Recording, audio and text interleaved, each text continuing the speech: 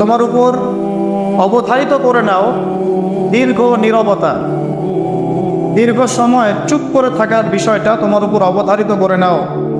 ফাইন্নাহু মাতবাদাতুন লিশ-শাইতান, কারণ এই কাজের মধ্য দিয়ে শয়তান বিতাড়িত হয়ে যায়।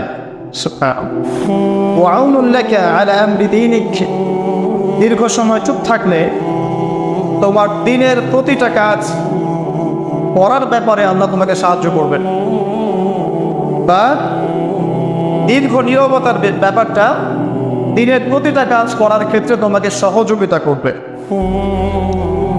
খুঁজতো, আমি বললাম জিদনি ইয়া রাসূলুল্লাহ, ইয়া রাসূল সাল্লাল্লাহু আলাইহি ওয়াসাল্লাম আমাকে আরো বাড়িয়ে দিন, আরো কিছু বলুন, আরো কিছু ওসিয়ত করুন। ক্বালা, তিনি বললেন ইয়াকা ওয়া কাসরাতাদ দাহিক, সাবধান থাকবে, বেশি বেশি হাসবে না।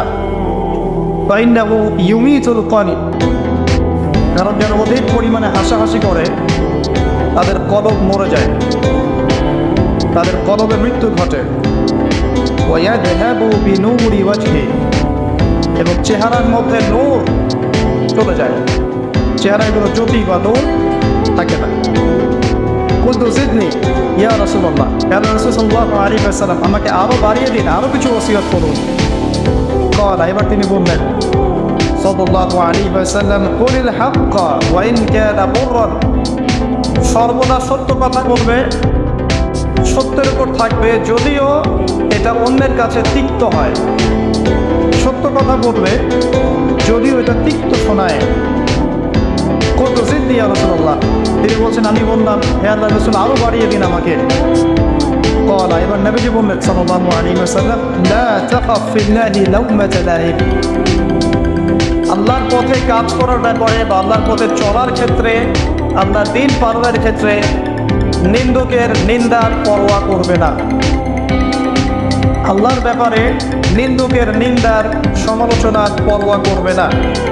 বলতো জিদনি ইয়া রাসূলুল্লাহ, তিনি বললেন আমি বললাম যে আরো বাড়িয়ে দিন হে আল্লাহর রাসূল আমার জন্য।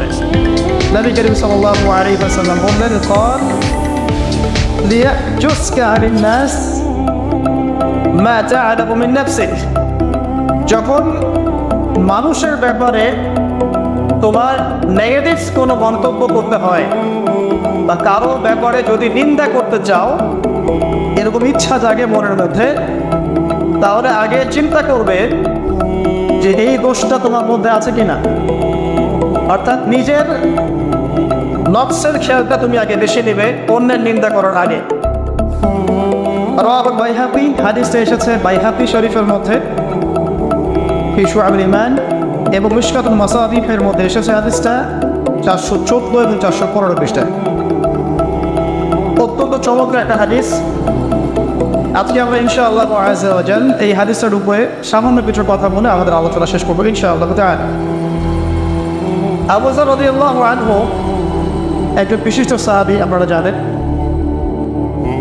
যার ব্যাপারে নবী করিম সাল্লাল্লাহু আলাইহি ওয়াসাল্লাম বলেছিলেন আবু যর তুমি খুব নরম মানুষ, তাই কখনো দায়িত্ব চেয়ে নিও না, কারণ তোমার উপরে যদি 2 জন মানুষের দায়িত্ব দেয়া হয় তোমাকে যেন ছুরিবিহীন জবাই করে দেয়া হবে। আবু যর রাদিয়াল্লাহু আনহু খুব আধ্যাত্মিক নরম মনের মানুষ ছিলেন।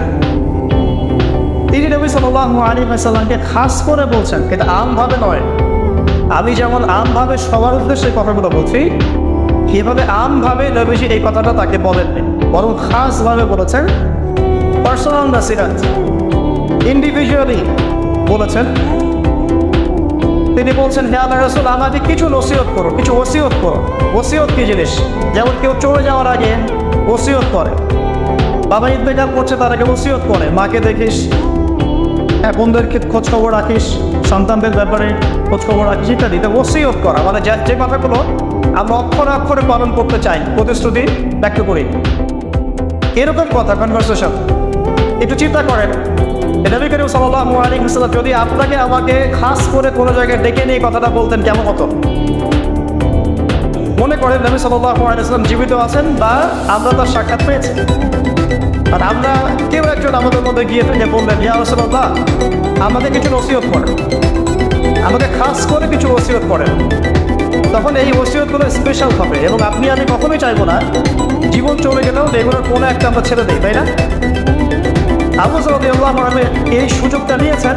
নবী সাল্লাল্লাহু আলাইহি ওয়াসাল্লাম বলছেন প্রথম যে উসিকা বিতাকওয়াল্লাহ, আমি তোমাকে সর্বপ্রথম ওসিয়ত করছি তুমি আল্লাহকে ভয় করবে।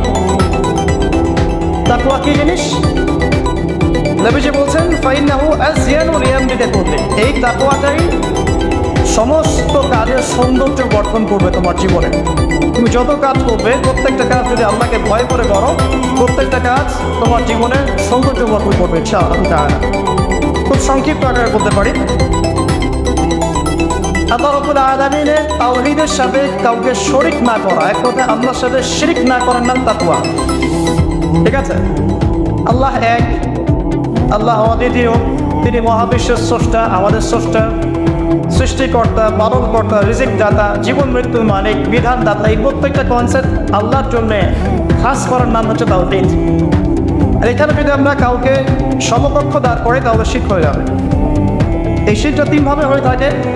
মানুষ চিন্তার ক্ষেত্রে শিরক করতে পারে। কেউ যদি মনে করে মহাবিশ্বের কোনো স্রষ্টা নাই তাহলে শিরক করবে।